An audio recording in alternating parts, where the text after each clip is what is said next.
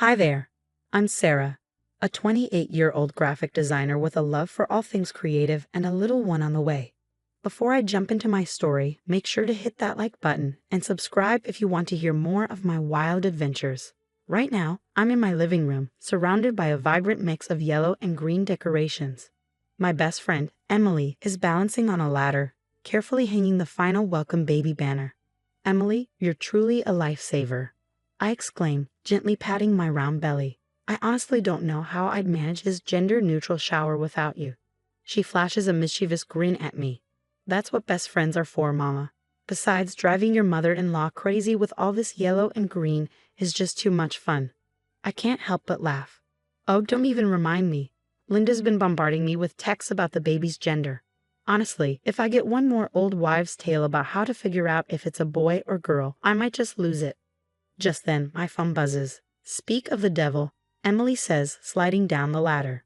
Is that her again? I nod and show her the screen. Linda's asking if I'm craving salty or sweet foods, claiming it's a surefire way to predict the baby's gender. Emily rolls her eyes. Honestly, that woman could use a hobby.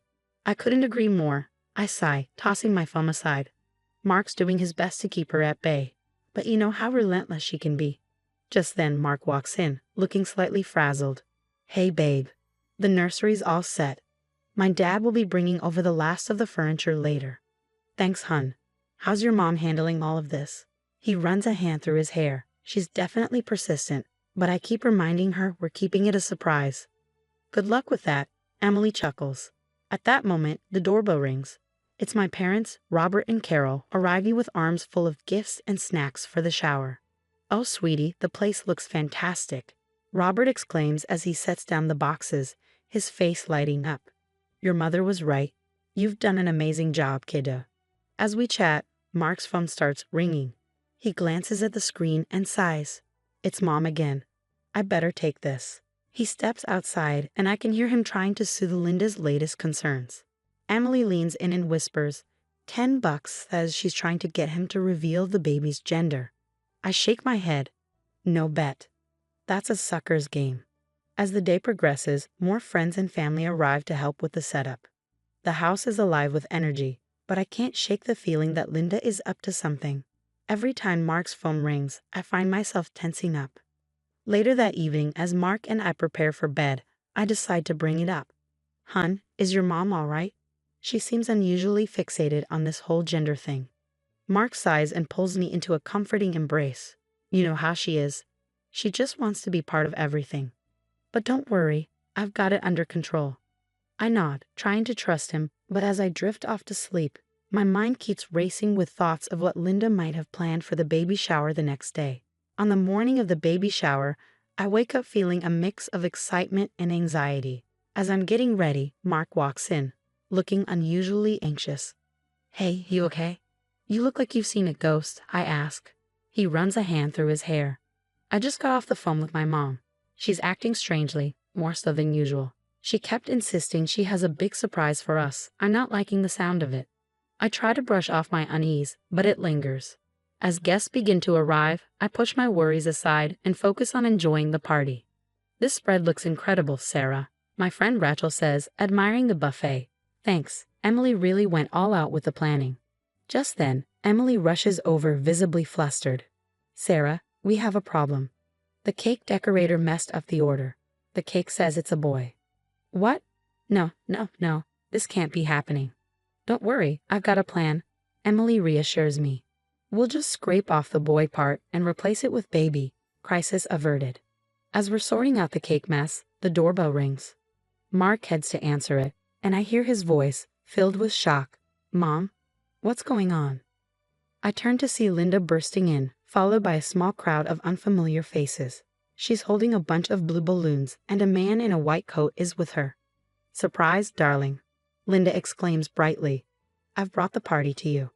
What's going on, Linda? I ask, trying to keep my voice steady. Well, since you two are so determined to keep the gender a secret, I decided to take matters into my own hands, Linda announces.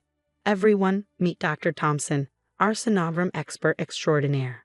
The man in the white coat gives a hesitant wave. Mom, what are you doing? Mark hisses. I'm revealing the truth, dear. It's a boy, and I have proof. Linda pulls out a folder and starts brandishing it. I've got the latest sonogram pictures right here.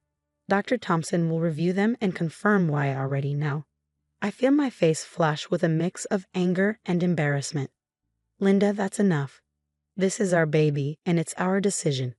You have no right. Oh, pish posh. Linda interrupts.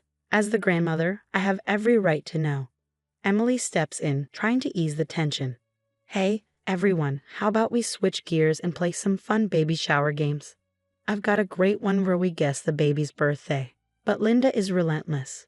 She strides over to Dr. Thompson and thrusts the folder into his hands. Come on, doctor. Tell them what you see. The poor man looks alarmed. I'm not sure I should. Of course you should. Linda insists. I paid you well for this. The room gasps, and Mark's face turns pale. You did what? Linda's eyes widen in realization of her mistake. Oh, fine. Yes, I paid him. I've been trying to get the truth out of your obstetrician too, Sarah. I even offered her a very generous donation, but she wouldn't budge. I feel a wave of nausea. You tried to bribe my doctor. Linda, that's illegal. The room descends into chaos as Mark engages in a heated argument with his mother. How could you do this, Mom? This is a total invasion of our privacy. I was just trying to help. You two are being ridiculous with all this secrecy. I can't take it anymore. Linda's frustration boils over as she storms out of the room, locking herself in the nursery. Surrounded by the soft yellows and greens we picked out, I can hear the commotion continuing outside. What was meant to be a joyful day has devolved into a complete nightmare. 3 days have passed since the baby shower fiasco, and I'm still struggling to move on. I'm sitting at the kitchen table, lost in thought and staring at my phone when Mark walks in. How are you holding up, babe? He asks, concern etched on his face. Honestly, I feel awful. Your mom invaded our privacy, possibly broke the law, and ruined what was supposed to be a special day. Mark sighs and runs his hands through his hair. I know, I'm so sorry. I've been trying to talk to her, but she's not listening. Just then, my phone buzzes. It's Emily. Hey, Em, what's up? Sarah, you won't believe this. Remember Dr. Thompson from the shower? I did some dating. He's not a doctor at all. He's an actor Linda hired. I nearly dropped my phone. Are you serious? How did you find out? I recognized him from a local theater production. Emily explains. I called the theater, and they confirmed it. His real name is Steve Daniels. I passed the information along to Mark, whose face reddens with anger. That's it. I'm calling my mom right now. He puts the phone on speaker as Linda answers. Hello, dear. Have you come to your senses about the gender reveal yet? Cut the crap, Mom. We know about the fake doctor. How could you do this? There's a moment of silence before Linda responds, her voice brimmy with defiance. I did what I had to do. You two were being ridiculous with all this secrecy. I can't hold back any longer, Linda. You had no right. You violated our privacy and possibly broke the law. Oh, please, I'm the grandmother. I have every right to know about my grandchild. Mark's voice turns icy. No, Mom, you don't. Until you can understand that and offer an apology, we're going to need some space. He hangs up, leaving the kitchen enveloped in a heavy silence. I need to file a complaint with the hospital, I say. If she tried to bribe my doctor, who knows what other information she might have obtained. Mark nods. I'll go with you. We need to get to the bottom of this. The next day, we're sitting in the hospital administrator's office. The woman across from us has a serious expression. Mr. and Mrs. Johnson, I want to assure you that we take patient privacy very seriously. We'll conduct a full investigation into this matter. As we're leaving, Mark's phone rings. It's his dad, George. Son, we need to talk. Can you and Sarah come over? When we arrive at Mark's childhood home, George looks worn out and distressed. I'm so sorry, both of you. There's something I need to show you, George says, looking troubled. He leads us to his study and retrieves a box filled with documents. Your mother. This isn't the first time she's crossed boundaries.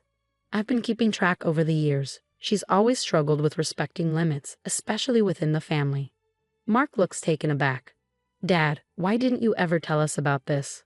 George sighs deeply.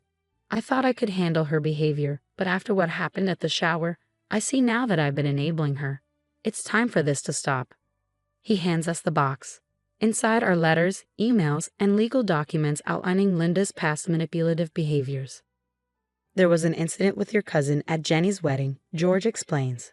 Linda tried to change the venue without informing anyone because she didn't like the original choice. And when your brother Tom was applying to colleges, she submitted applications in his name to schools he didn't want to attend. I feel a blend of vindication and sadness. George, thank you for showing us this. It's comforting to know we're not alone in dealing with her behavior. Mark wraps his arm around me, his voice steady and resolute. We'll get through this, Sarah, together, and we'll make sure our baby is shielded from this kind of manipulation. After going through the evidence George provided, Mark and I sit in our living room, contemplating our next steps. I can't believe it's come to this, I say, but I think we need to take legal action. Mark nods firmly. You're right, we need to protect our family. I'll call a lawyer first thing tomorrow. The next day, we're in Attorney Johnson's office, ready to discuss our options. Based on what you've shared, we have grounds for a restraining order and potentially charges for invasion of privacy and harassment, Attorney Johnson says. What about the hospital? Shouldn't they be held accountable too? I ask.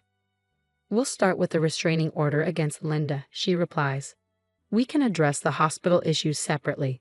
A week later, we receive a call from the hospital administrator. Mrs. Johnson, we've completed our investigation.